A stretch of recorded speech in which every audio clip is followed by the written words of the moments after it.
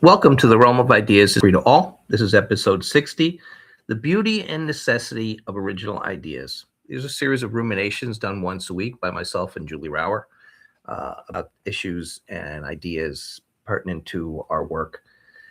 And we basically kind of have a preview on Wednesday at 10:30 to kind of talk about the premise of the upcoming episode, of which we did this past week. Usually it's about between 5 to 15 minutes. And then we have this kind of like dialogue and discussion and kind of like rumination on Sunday morning. Anyway, so the realm of the beauty and necessity of originalized ideas, why we need them now.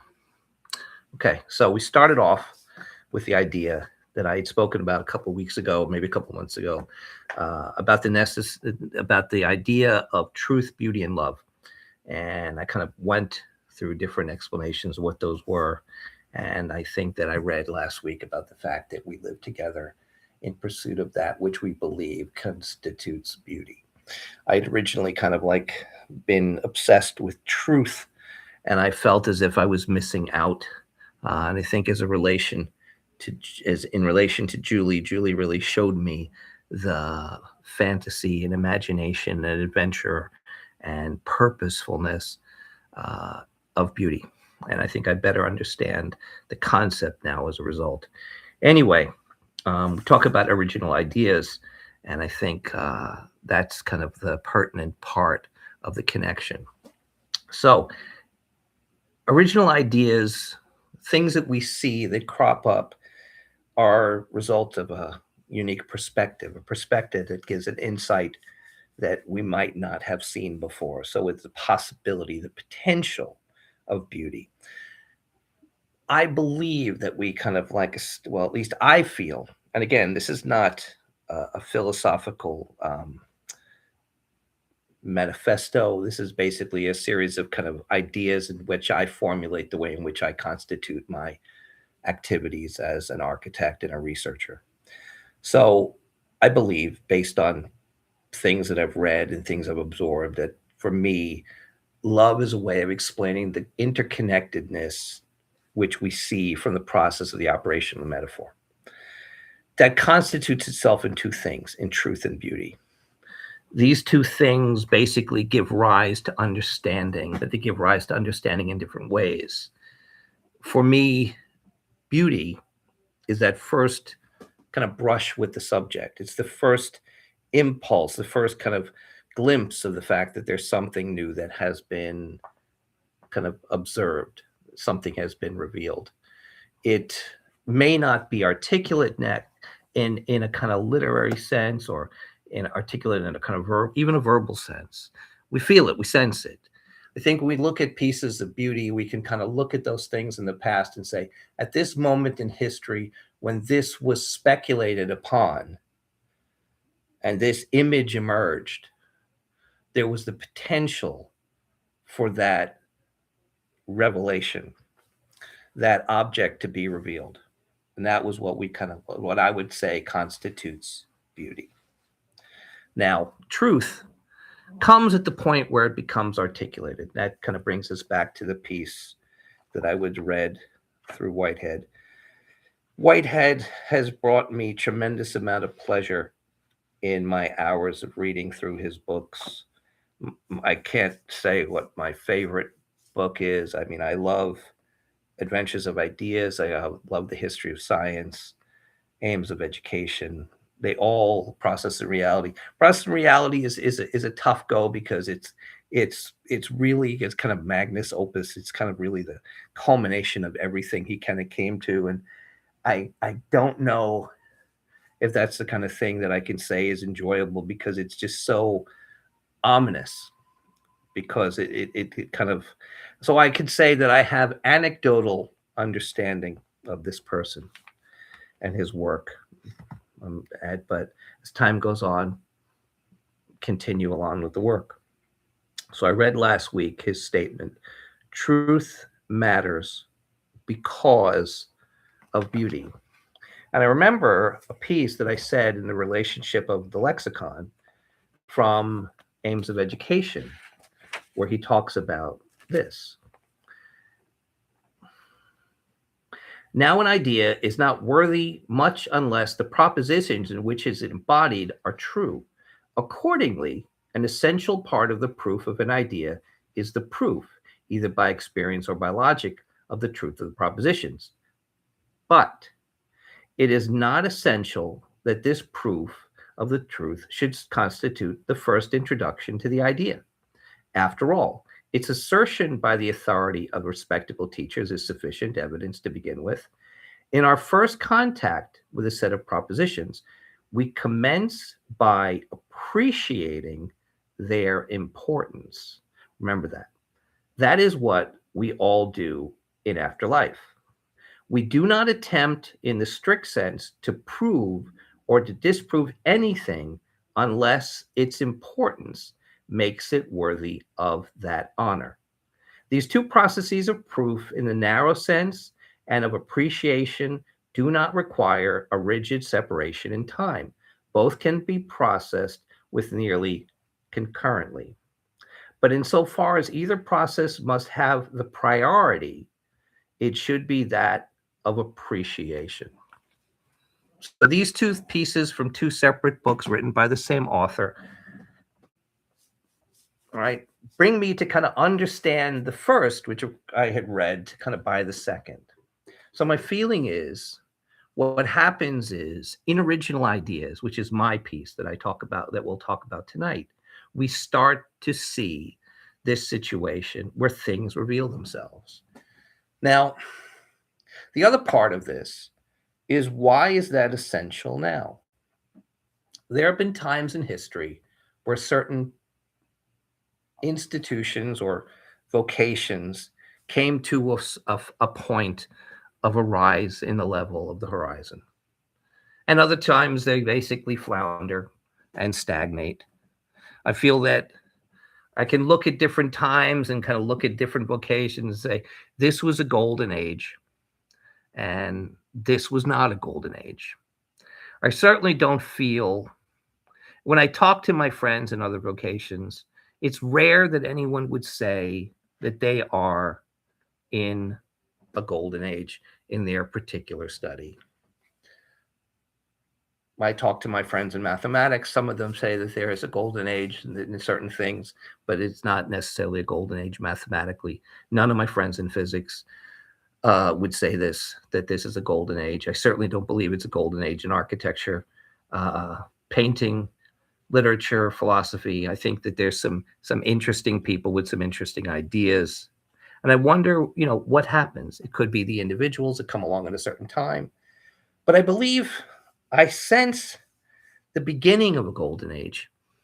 And I think one of those things is the fact that we need to go from what I would say a technique-obsessed society, right, towards reestablishing ourselves within our destiny. And by destiny, I mean that in the explanation that Ortega would give in The Revolt of the Masses, in terms of understanding that purposeful context and your ability to kind of come up to the task with which that purposeful consequence asks you to answer those questions.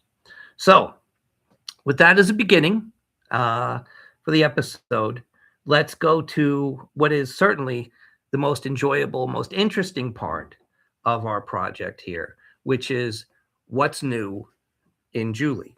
So what is indeed new in Julie? Well, I will get my finished drawing. Okay. I will get my finished drawing. It's right here. Oh. Oh, your finished drawing? I took your drawing out here. It's on the, oh, that's your new one. Okay.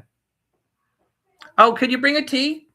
Sure. Okay, Pete. I have one in my purse. Would you like to finish that? No, a new one, because I had like a sip and I'm really thirsty. Oh, sure. Oh, so. Oh, Rose, if you don't mind. Dream big, act big, inspire others. Yeah, sure. It's fine. Okay. Yeah. All right. So what's new in Julie? Okay, well, I'll get the drawing I just started. You said you brought it out. No, it's right here. Your pad is here. Oh, Or you want to show your drawing from yesterday? Yeah, I was gonna show them Okay, when I finish. whatever one you want. Oh, it was over here. Like to hold it up. I'll be happy to talk about it. I think we've seen this, but here it is completed. Masterfully. Uh-huh.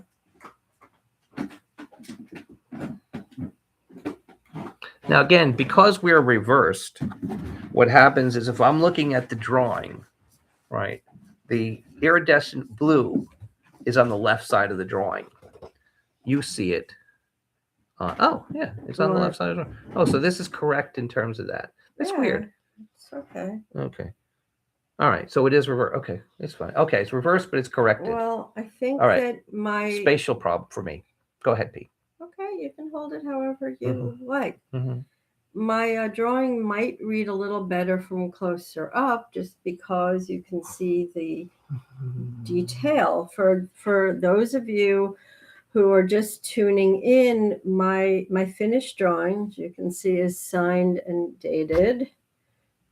Over there is visualizing a very new and fascinating discovery about exactly who and what is the engineer, the architect, if you will, or the sculptress of the compound eye. And as those of you may be familiar, the compound eye is an insect eye. It's a crustacean eye made of thousands, in some cases hundreds of thousands, of what are called ommatidia, or ocular units.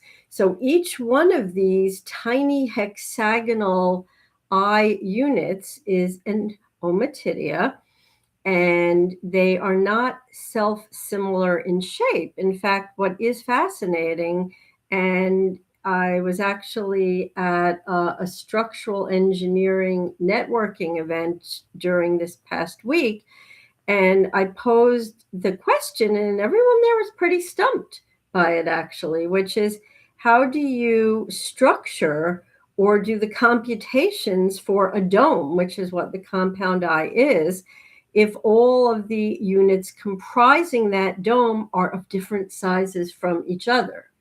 If they're all the same size, it's still quite challenged. As an architect, Bruce, would you like to address this? Yeah, I mean, it's you're very so. Say the question again, so I can understand the it. question that I pose to them is, as a human trying to come up with equations or a methodology to build a dome, but the dome is not your standard architectural dome. This is an organic dome made up of thousands of these hexagonal units, or ommatidia, and the largest of the units is in the center. It radiates out. The ones on the edge or periphery are much smaller, but they all have to be perfect hexagons. And if the dome doesn't have a perfect arch, the eye won't see and it won't function. So how would you propose that you, a human, you, an architect, would build that? I mean, most of the structural engineers of this event were pretty stumped by that.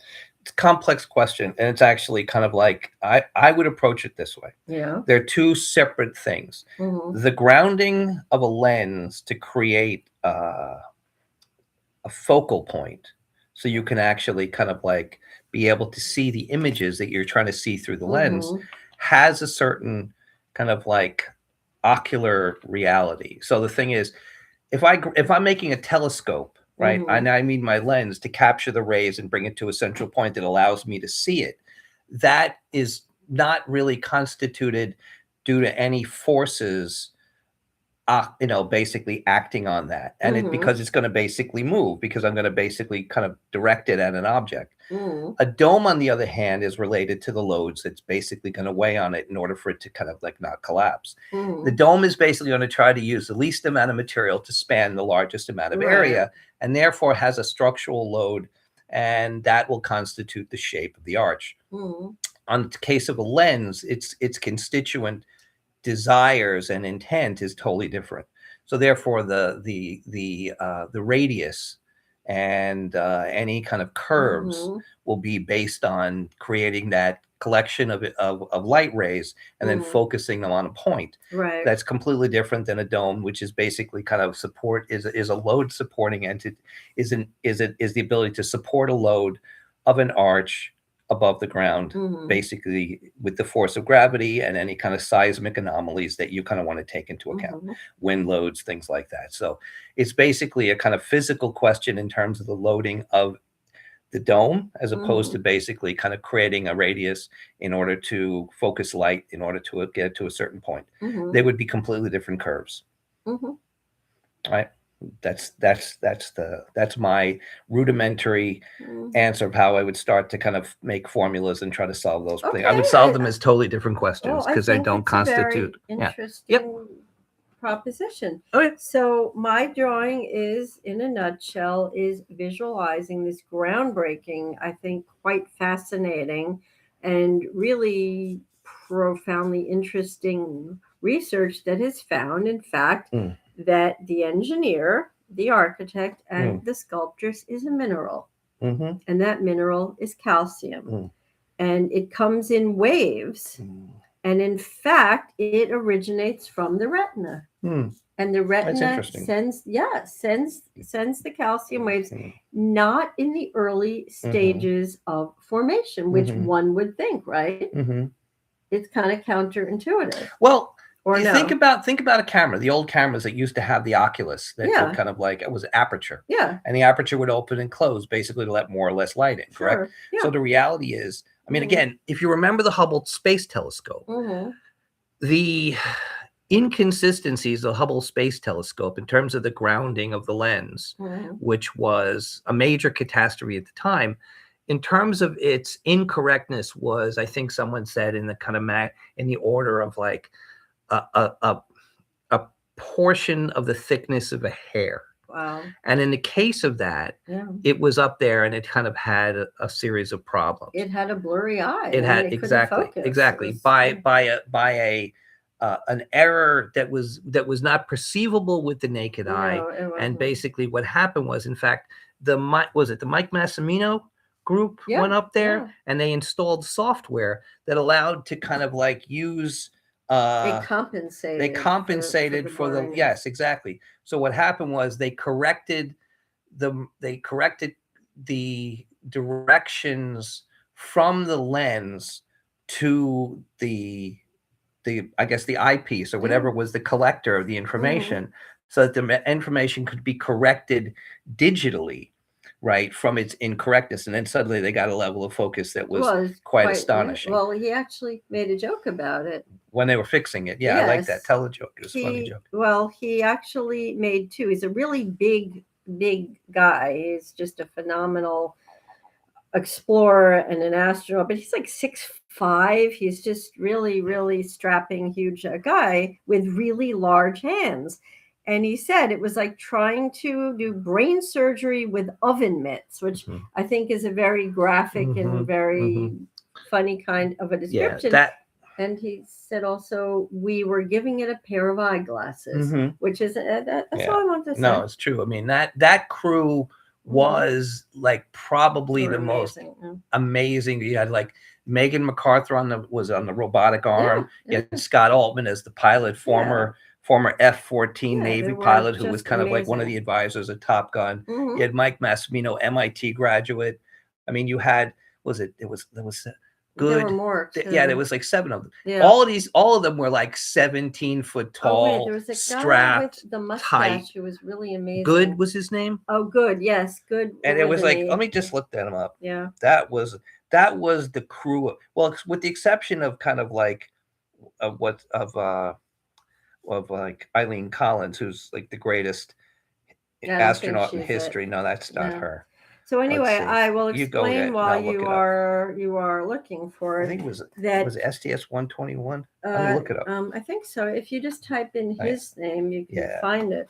So in my drawing, this section here, you will see a piece at the Metropolitan Museum of Art, which is in fact an inlaid Indian vessel, which is inlaid with gold and silver and brass in a very deep black substrate.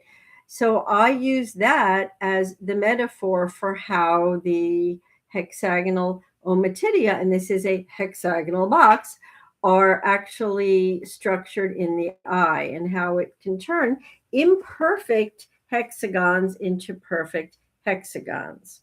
So that is it. And even how the calcium is directed. Actually, the diagram for the mechanism is right there, and I've actually turned it into a large jeweled eye. So that's what I've done on the drawing. Mike Massimino. Yeah, I'm sure if I let me put. I went to Columbia too. Mike is an American professor. He's a mechanical engineering professor at Columbia. Cool. Yeah, he's not teaching. No, which would be great. He was born in Long Island. Yeah, where he still is, I believe. Yeah. Okay. So yeah. STS 125. Getting my tea. Let me see the STS 125. That was a crew that we got here. Scott Altman, Greg Johnson, Michael T. Good, Megan MacArthur. Oh, Grunsfeld. How did we forget John Grunsfeld? And Andrew Foy. Man, Julie's getting old. Thanks. So, Scott oh my God, that was a crew. Oh my God. I remember watching that. I mean, watching on the spacewalks when they went out to, and like he said, is like he was like 1,000 screws he had to undo with his giant hands in the gloves in the space mix. So let's get to this. Original ideas. Don't want to run out the beauty of original ideas and why we need them. So when I said earlier that I believe that we're in a position where we're not in a golden era of anything of consequence at this point. Mm-hmm. I wouldn't say we're in a golden age of painting, sculpting, drawing, architecture, engineering. I mean, maybe engineering. I think maybe, in terms of like some of the things that are happening in engineering, but engineering seems to me like a kind of like a retrograde kind of thing. It kind of just builds, it kind of benefits from the inertia of things that have happened in physics and philosophy and other things in order to take advantage. It's kind of like the wave has broken on the ocean. It's still coming in, but you realize it's eventually going to run out of energy. I see mechanical engineering as that part, and it will start to kind of recede, right? Once that the kind of like developments and the kind of like things have run its course. I mean, I certainly see people who I have respect for in certain professions, but I just don't, when I look at them in terms of the legacies related to kind of previous times, I don't know if I see that I would say we've been in a great era of anything since maybe the mid 20th century. I don't know. Should we? Well, this is the idea, so you can say whatever you want. Okay, but I'm saying like that's the premise that I think, and so I think it's not. I think there's a potential for a golden age. I think there's a potential golden age in architecture because I think that some of the kind of retrograde inertial things that have kind of held it back for 3 or 4 generations are kind of like now dissipated to the point where people can start anew. There's still some contamination, but I feel as if there's a potential. I don't know, but I do believe that there's a tremendous amount of technique that's available that really needs to kind of be released. We've talked a little bit about this in terms of organic design thinking, but we can certainly talk about it. But my feeling is there needs to be, I think, an obsession rather than with technique on imagination and finding perspectives. So that idea of like, there's a necessity for original ideas to kind of look at things and try to find those abstractions that are born of unique perspective. What are you writing? Okay, let me read. Let's see. The golden age has morphed into the golden individual pursuits of investigations of singular people. That's what I think we are in Interesting. now. Oh, okay. That's my take on Okay. it. Well, I always feel that, like, in a way, what happens in a golden age is that happens with a brilliant individual. I feel that, like, Mhm. golden individuals are certainly there. So if I see the golden individual will be with someone like Dostoevsky or someone like Mhm. Maeterlinck or someone like Cezanne, or it's like, but do you feel that there are golden individuals at this moment? Yes, but I think we are very isolated, and I don't think we are in a golden age, because a golden age encompasses many groups and subgroups, which usually contain some very extraordinary individuals. And I Yeah. think the extraordinary individuals in this current state are woefully isolated, Hmm. and we exist on an island, on a peninsula, but not in the greater swath or path of the golden age, because there was a much more organized framework of innovation, and we are definitely not in that now. In fact, it's very actively discouraged, and those individuals who stand out, who achieve not in society's eyes, who actually achieve in their own eyes. And that's a really important kind of a distinction, are working in isolation. And while we would love it to be a splendid isolation, it's a very alienating isolation. I like that. Mhm. What's that? What's it? The Diogenes Club? That, Mhm. like, yeah. And I think the Yeah. idea is, Who I is his always brother? thought I Let's always remember. thought the camaraderie of kind of like isolated individuals was maybe something that had a benefit in the fact Mhm. that you basically had a proximity to Mhm. individuals at the same time that you basically cherished your isolation, Mhm. and that you respected and cherished their isolation as well. And that when you Mhm. did coincide, it was only out of necessity or respect. I remember I'd been going to the Metropolitan Museum. I mean, forever, like, Yeah. but I do remember an individual who we're now friends with, colleagues with, and we had become aware of each other because we usually used to kind of empty out into the lobby on Friday and Saturday nights. So we were aware of each other's presence, but Mhm. there was a respect of the fact that we both understood that we cherished this sacred house of the legacy of great genius, but felt as if it was kind of too intrusive to actually approach each other. Mhm. So it took a while until we came to the point where, in that kind of Diogenes kind of sentiment, where we finally did come into contact, and there was a kind of mutual respect that led to a colleagueship that now has kind of gone on probably like 5 or 6 years. But it was that sense of the fact that these two individuals respected each other's territory, respected each other's honor, and felt the only necessity would basically be to allow the other to exist, Mhm. and constitute what they felt was important. So Mhm. that was, I think, but I think that idea, there's something to that isolation of the golden individual. And you said, what was the other word in terms of the isolation? There was, what was the other word used when it was in a positive sense? I said it was splendid Splendid isolation, isolation. and now it is an alienating isolation. Mhm. We have to do a topic on splendid isolation. I'd be happy to And quantify absolutely love that. Alienated. isolation. Yeah. Cool. Say.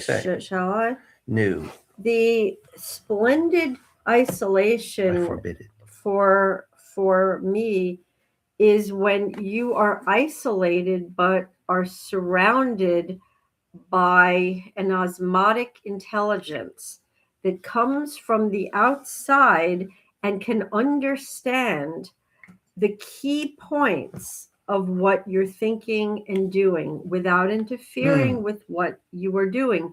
Meaning you are understood, but they're at bay. You are understood, but you're protected in an intellectual castle keep.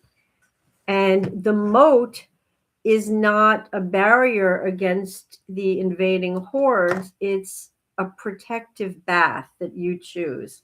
A And that bomb. is that is quite different. I would agree. In fact, I was having a conversation with a friend who's a pianist and an intelligent man, and we talked about the fact that we talked about at the end of the 19th, beginning of the 20th century, talking specifically about Paris, and given what was probably the height of the piano.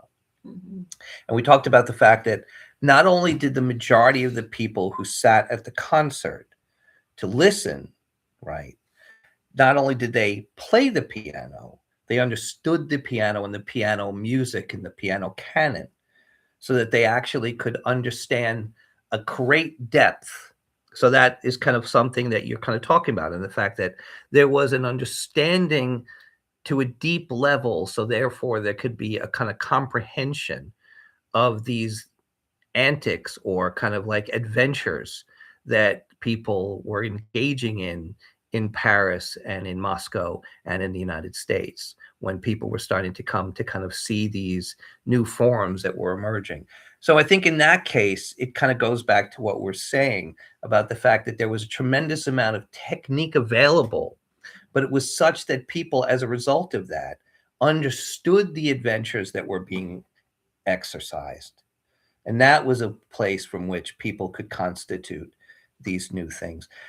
So question, based on that now, if there was an individual who was capable of these abstractions and capable of these kind of like revelations, would there be in isolation any kind of comprehension or facilitation of that which would make for a consequential argument for their existence or their nobility or their relevance? Yes. Okay, that's hopeful. That's encouraging to me, because I see the same thing. Would you like me Yeah. to Yes. explain? This is a good one. Yeah. I'm trying to get up the energy. I'm exhausted. Okay.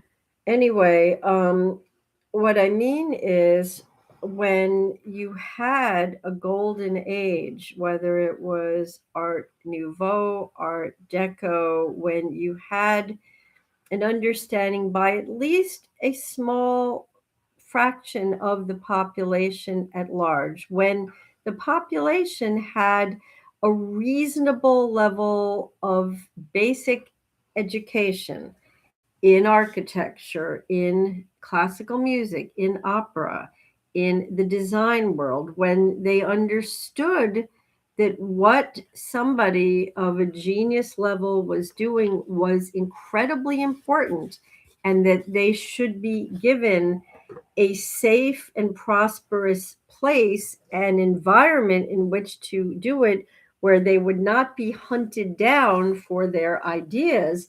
That is what I mean.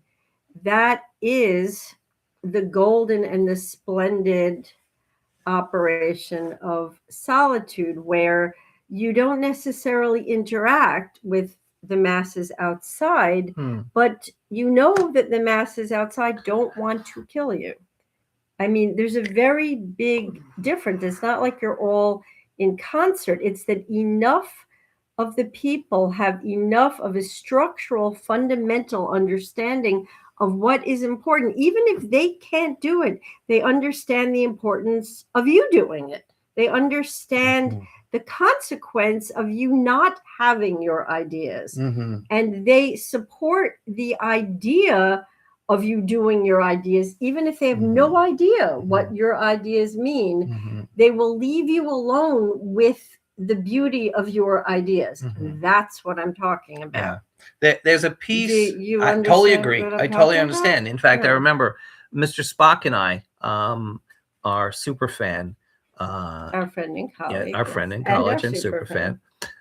Basically was telling me, I think by a piece by Orwell, where Orwell was talking about the fact that once a certain, I'm paraphrasing this, I have to find it, that once you get to a point where people start to resent the genius They will even try to suppress the kind of execution, right, of someone trying to execute the possibility of genius.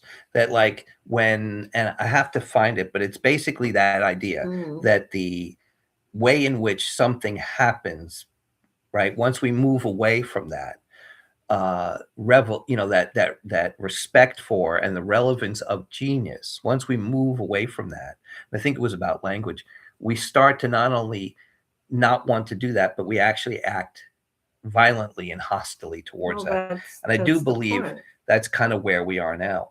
Um, in spite of the fact that I think that, like, there are very few places that still have a tremendous amount of social liberty in terms of speech, it's become incredibly confined, and it seems as if it's only going to become more confined until this um, mobocracy, you know, is basically put down. Because I don't believe it's going to subside on its own. It's not going to suddenly become enlightened, because those people who don't constitute a consequence will never basically just kind of Mhm. come to that realization. Well, yeah, So, one of the greatest speeches on this topic of mm, what we have been talking about is in Ayn Rand's The Fountainhead, mm, in the book. But in the film, if you want to see a quick, very effective version, beautifully acted and delivered by Gary Cooper,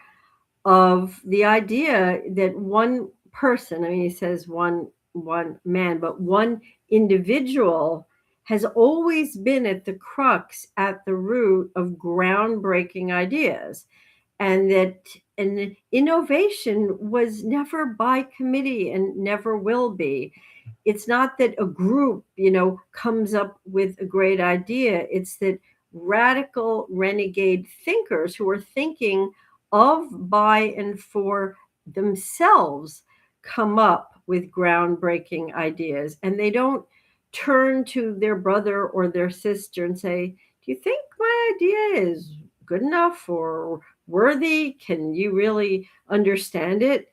They understand the worth of their own words, they understand the importance of their own thoughts, and people mhm. doubt themselves constantly. And the people who don't are the people who should. Right. Here's the quote. Uh, it's George Orwell. The further a society drifts from the truth, the more it will hate those who speak it. Well, that's extremely well said. Yes, and given the fact that I remember we kind of talked about this as well, and this was kind of something still just, with the fact that people can say this in the open and get away with it is, to me, staggering. And what was that woman who was, she's the head of NPR. And I thought when she said, we have to stop, being distracted by the truth. Wow, And I thought to myself, that's terrifying. that's a complete clarification of who you are. When you see the fact that you want to suppress the truth in any way, you've gotten away from what is of consequence. Now, again, there's a question of, is the truth attainable? Is the truth this? And the question of the truth is a very valid question. But to use the fact that it is, at the very least, you know, desirable, Mhm. right? We need to not just say, oh, it's too difficult and give up. I mean, I find that a kind of cowardly approach. But the reality is, we have gotten to the point where, yes, truth is difficult to obtain, and but it's desirable Mhm. because it kind of allows us certain purposefulness. I mean, Mhm. I still remember reading in Hume where he talks about the fact that, yes, this is possibly a complex thing, but if something has a usefulness, you need to kind of, obtain that and kind of like use that until something better Mhm. comes along. And I always used to use the example, the fact if someone draws a map of the neighborhood just to be able to go to get to the bicycle store and the bakery and, the drugstore and, the laundry, it gives you a certain sense of being able to kind of act within your needs. So anyway, given that, I think Mm, that we cannot live in a post-truth environment, because at that point there we need to kind of substitute some other uh, necessity. And I can't think of a necessity that's greater than the truth, except beauty. mm, And, as, Whitehead says beautifully, you know, you need one for the other, but one basically kind of will lead you to that other way. mm, So, a word about truth. yes, my little one.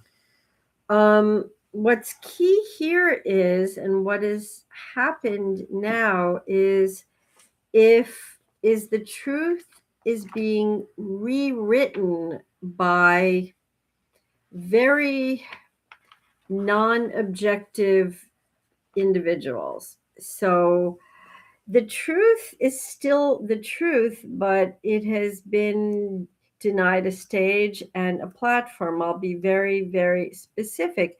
If the truth is too unpalatable, it's banished. If the truth is too strange, it's denied. If the truth is too beautiful, it's crushed. And if the truth is too horrifying, it gets blinders. That is what's being done. So I will use a term that I would usually not apply, but it's extremely fitting. The truth has been fitted with the trappings of theater, and that's what's happened to the truth now. And when one fits the trappings of the real world with the blinders, the fittings, and the harnesses of an imitation or an artificial world, it takes on those artificial roles. It has been recast as non existent entities. It's been given a narrative that is fictionalized. So the truth has been rewritten as theater. Hmm. That's interesting, because Mm, you think about the strangler fig, and the strangler fig certainly basically takes do. the place of another entity. In Mm. this case, something else takes the Do you need place. more? Yes, takes the place Hmm. of the truth, but Feeling thirsty? it can conceivably be simply performative. And I think that it can become, well, I mean, won't become, it basically becomes a fraud. But in this case, I think it gives me another consequence for the desire to reconstitute the truth in as a primary consequence, because of the need to reestablish a purposefulness in our existence. I think maybe one of the reasons why a lot of these places, maybe this alienation you speak of, Hmm. comes from the fact that the truth, by truth being under siege, Hmm. basically is part of the root of that alienation. Hmm. Would you say that's possible? It's certainly probable. I really do feel that the truth and the profound sense of alienation that I certainly feel for my ideas and my work stems from being faced with a public that doesn't have the structural base of knowledge anymore to understand it. I love to explain what it is I'm doing and thinking, but I find more than ever, and it was not always this way in decades past, that most people don't have a foundational understanding upon which to build these Mm, beautiful ideas. And that without a basic understanding of what's going on in the sciences, in classical music, in art, in opera, I find, I mean, when you look at somebody on the subway, say, they will scroll through everything on their phone in 1 or 2 minutes. And I was counting, they will give each post a fraction of a second. They are taking in nothing, they are absorbing no information. So I posit they are so undiscerning they wouldn't know a beautiful idea if they stumbled across it. They do not have the intellectual apparatus to recognize true beauty, ideological, conceptual, scientific. That's what I'm saying. There is not that ability to observe, to scrutinize, or to analyze. They are analyzing nothing in a quarter of a second. Right. They cannot recognize anything. No, Yeah? I would agree. And I think, like, it brings me back to what Ortega said in The Revolt of the Masses when he talked about the idea of the relationship between the individual who's the highly specific technician, what I call a technical service worker, what used to be called a scientist, and the mob.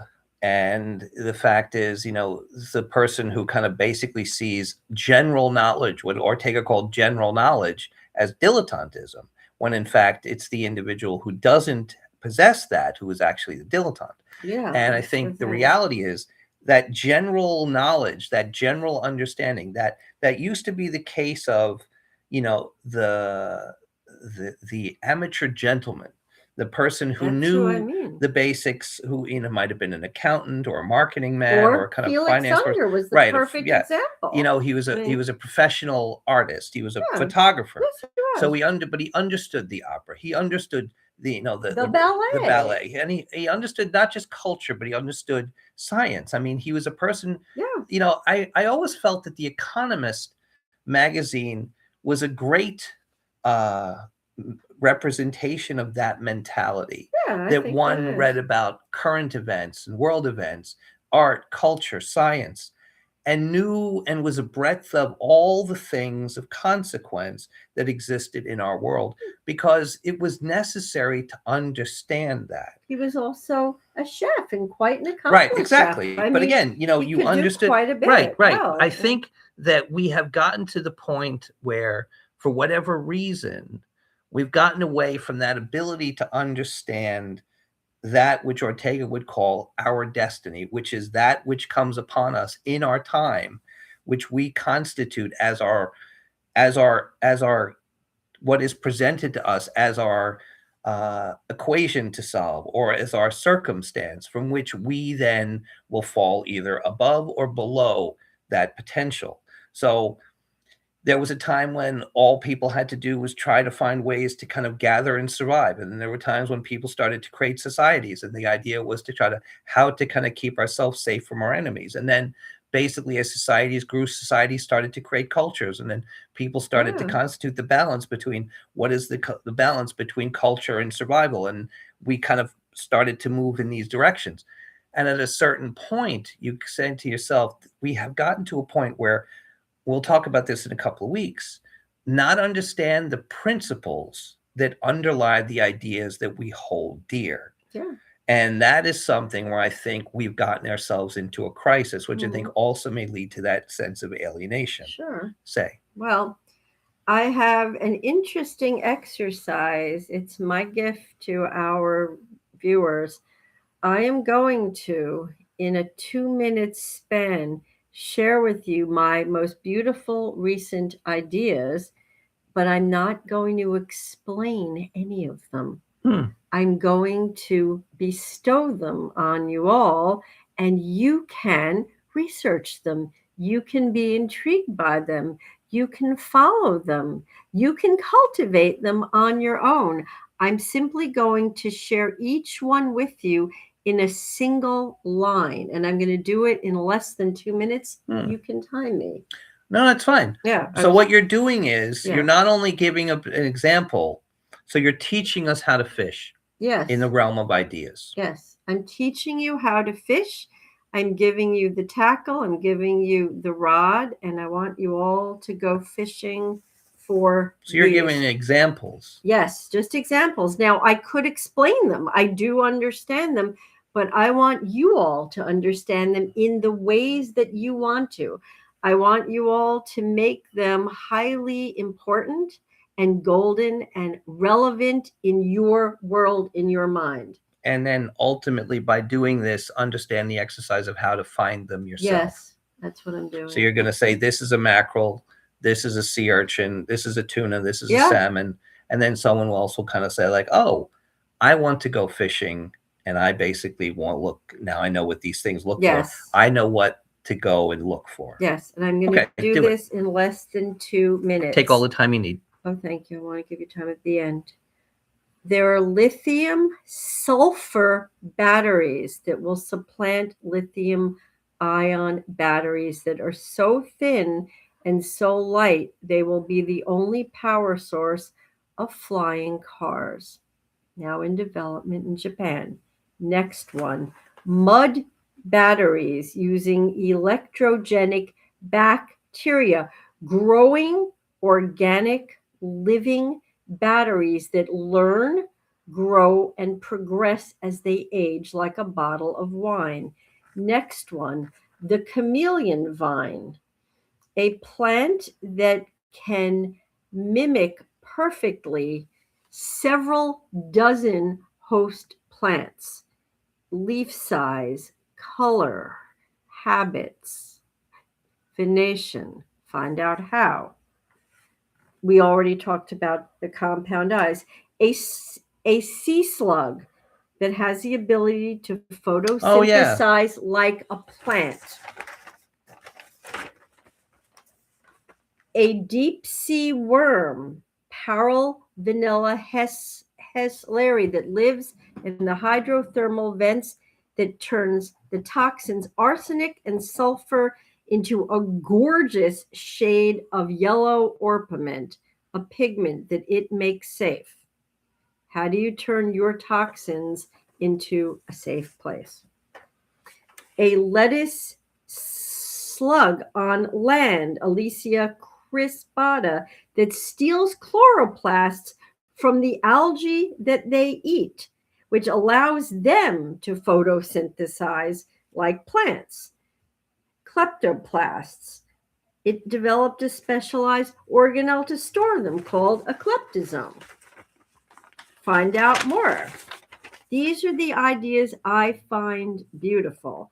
I hope you find your own beauty in these ideas. In microbiology, a bacteria that poisons and eats its neighbors. It actually injects the toxins directly into its competition. That's not so special. I've done that. Yeah, you can, but you don't have the antidote, and they do. They No, also but I'm saying carry I've the injected poison into my neighbors and eaten them. I'll bet. Yeah, occasionally. I mean, it depends on the individual. It's called a T6SS secretion system type 1 Bruce. So they also carry the antidotes to their own toxins. Then we finally have the Hydra vulgaris, a tiny little freshwater polyp with 4 to 12 tentacles that burst out the sides of its mouth. You can dismember them, chop them up into tiny little pieces. You can make a Hydra malted milkshake, and it will, within days or weeks, fully reassemble itself, cell by cell, skin, muscles, tendons, organs, into a fully functioning whole again. Like Michael Myers does in the Halloween movies. Pretty much Yeah, that. and Except Chucky. it's actually real. It's actually real. Yeah. So these are the ideas that I've now given you, and this is what I think of them, but I don't want to use up the rest of No, the I time. think that's really beautiful. Okay. I mean, I think that, there's a necessity to reestablish the consequence of the truth and beauty. And I think, as Julie's made very clear, and it's very troubling, is the fact that most people are unaware and incapable of understanding and sensing beauty, even if it kind of comes upon them. In fact, especially when it comes upon them. That's what I mean. In fact, one of the things I find really, troubling is that with social media, I don't think it created the circumstance, it just allowed it to kind of funnel, is that people feel that judgment is understanding. And I find it kind of somewhat ridiculous. is that someone will constitute a judgment without an understanding of what it is that they're judging, which I find is like one of the most antithetical things to my existence that I can think of. And I think that one of the things that I felt maybe staggered Leonardo, but was certainly a good raison d'etre, or at least modus operandi, was the fact that he felt that only upon an adequate understanding would one be able to kind of basically constitute action. But now we have a situation where people are judging things well beyond their capabilities of understanding, as if that had any And relevance. as if they understood them, but Right. they But don't. the thing is, that's the the thing is that the people feel as if understanding is irrelevant. And I think that is what has to be reestablished. I think that it's probably harder than other times to kind of like equate consequence, but at the same time, I feel it's probably easier as well because of the fact that you can start at such a fundamental level because people are so ignorant. So I think it's kind of like we are in a position of great ignorance, but at the same time, ignorance can basically be attacked really easily by an educated individual because he can see clearly what is a kind of first step. Anyway, so that brings us to the conclusion of this. Next week is what we call the anniversary issue. It's not the anniversary of us as Art Science Complex. It is Julie and I's 31st anniversary. Unbelievably. Yes, it is. And we're going to take the opportunity to use it to talk about the motion from where in the realm of ideas being free to all started and where it basically is now. And basically, we'll talk about that in the preview on Wednesday. But the first thing that I noticed was when I started this, it was because I wanted people to feel a kind of a hopefulness and a kind of ambition towards the fact that in order to exist in the realm of ideas, all one needed was the desire. And that the realm of ideas was free for all, and it was basically something that one should revel in. And it was available, and all you really needed was the desire to participate. But what has unfortunately in a very short time happened is I've come to see this now as a political stance, which I never intended it to be, because that idea has come under siege. And that's the piece that I find troubling, is the fact that, the realm, and that's why I kind of think there's a greater emphasis on the fact that, because it is a benefit to all, we need to kind of protect it. But I never really thought that we'd have to. But it does seem at this point that there is that necessity. So I'll give you the last word. Give me 30 seconds before the end of the hour, and I'll basically wrap it up. Tell me but when. Yeah, so it's like, so say 58 at 58:30. Okay. I'll go back to me. Yeah. Okay, I'll go quick. Final ideas: embrace the wondrous, enrobe oneself in fascination, elevate one's mind via scaffolding the singular ideas and concepts until you feel that serenity, which can only be achieved by adventures in imagination. Excel at visualizing the most complex information in the most unusual, unexpected, and beautiful ways via metaphorical thinking. You stop me. Okay, one more. Engage with analogies to elucidate scientific ideas and research, then further quantify and visualize these same ideas and research through the operation of the living metaphor. Beautiful. Okay, we have to do one of those as a show. Sure. All right. I'll give you all I'm my basically notes. going to kind of end with, like we started, truth matters because of beauty. So the realm of ideas is free to all, and it's to the benefit of all of us to keep it that way. Precisely.